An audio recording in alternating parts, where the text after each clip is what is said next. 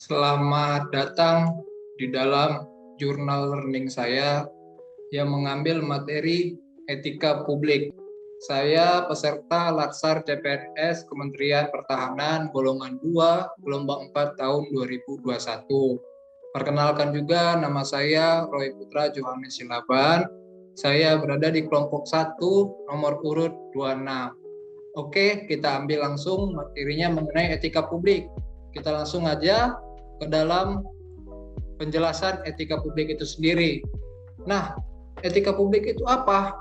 Etika publik adalah refleksi tentang standar atau norma yang menentukan baik atau buruk, benar atau salah suatu perilaku, tindakan, dan keputusan untuk mengarahkan kebijakan publik dalam rangka menjalankan tanggung jawab pelayanan publik.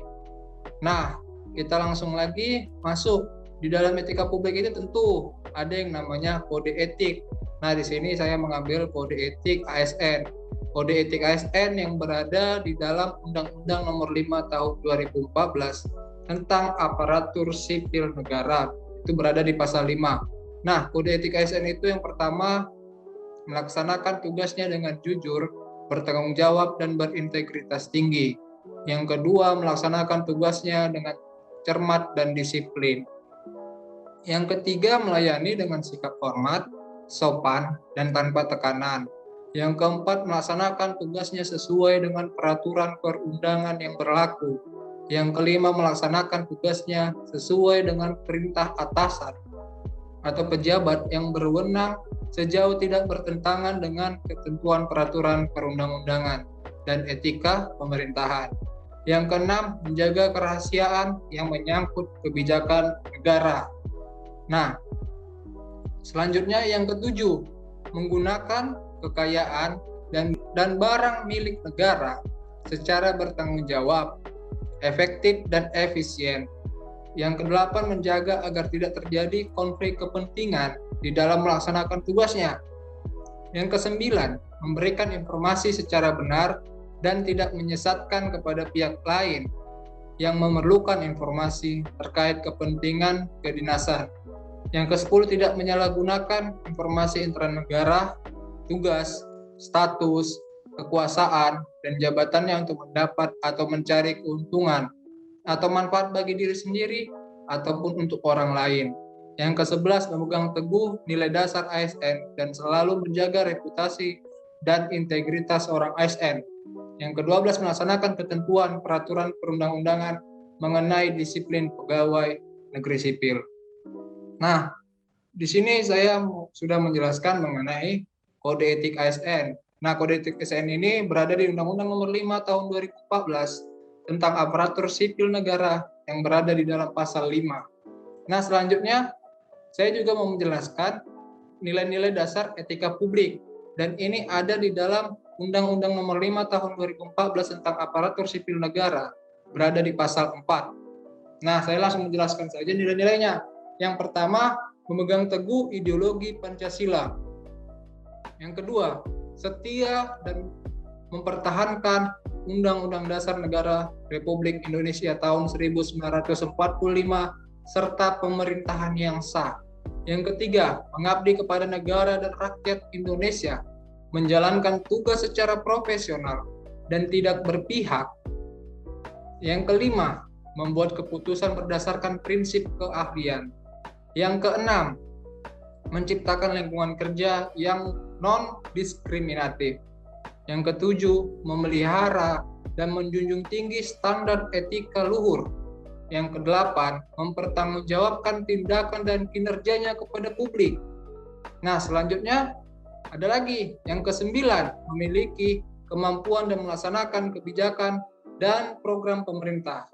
Yang ke-10, memberikan layanan kepada publik secara jujur, tanggap, cepat, tepat, akurat, berdaya guna, berhasil guna, dan santun.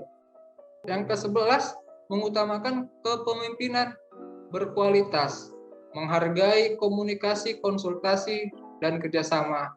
Yang ke-13, mengutamakan pencapaian hasil dan mendorong kinerja pegawai. Yang ke-14, mendorong kesetaraan dalam pekerjaan dan meningkatkan efektivitas sistem pemerintahan yang demokratis sebagai perangkat sistem karir. Nah, itulah nilai kode etik daripada PNS dan nilai-nilai dasar etika publik. Selanjutnya, saya mau ada lingkup etika publik. Nah, lingkup etika publik ini ada 3. Yang pertama, pelayanan publik yang berkualitas dan relevan. Yang kedua itu ada sisi dimensi reflektif. Maksudnya itu etika publik berfungsi sebagai bantuan dalam menimbang pilihan sarana, kebijakan publik, dan alat evaluasi. Nah, yang lingkup ketiga yaitu modalitas etika. Maksudnya apa? Menjembatani antara norma moral dan tindakan faktual. Nah, selanjutnya dimensi etika publik. Dimensi etika publik ini ada 3. Yang pertama, dimensi kualitas pelayanan publik. Yang kedua, dimensi modalitas. Yang ketiga, dimensi tindakan integritas publik. Dimensi pertama, yaitu dimensi kualitas pelayanan publik. Maksudnya, etika publik menekankan pada aspek nilai dan norma, serta prinsip moral, sehingga etika publik membentuk integritas pelayanan publik. Moral dalam bentuk etika publik menuntut lebih dari kompetensi teknis, karena harus mampu mengidentifikasi masalah-masalah dan konsep etika yang khas dalam pelayanan publik. Nah, itu dimensi yang pertama. Dimensi yang kedua, dimensi modalitas. Unsur-unsur modalitas dalam etika publik yang pertama itu akuntabilitas, transparansi, dan netralitas. Akuntabilitas dalam unsur modalitas berarti pemerintahan harus bertanggung jawab secara moral, hukum, dan politik atas kebijakan dan tindakan-tindakannya kepada rakyat ataupun masyarakat. Nah, yang ketiga itu dimensi tindakan integritas publik. Integritas publik yang dimaksud adalah dari pejabat publik yang sesuai nilai standar aturan moral yang diterima masyarakat. Integritas publik juga merupakan niat baik seorang pejabat publik yang didukung oleh institusi sosial seperti hukum, aturan, kebiasaan, dan sistem pengawasan. Nah, inilah yang bisa saya sampaikan mengenai etika publik. Terima kasih sudah menyaksikan dari jurnal learning saya mengenai etika publik.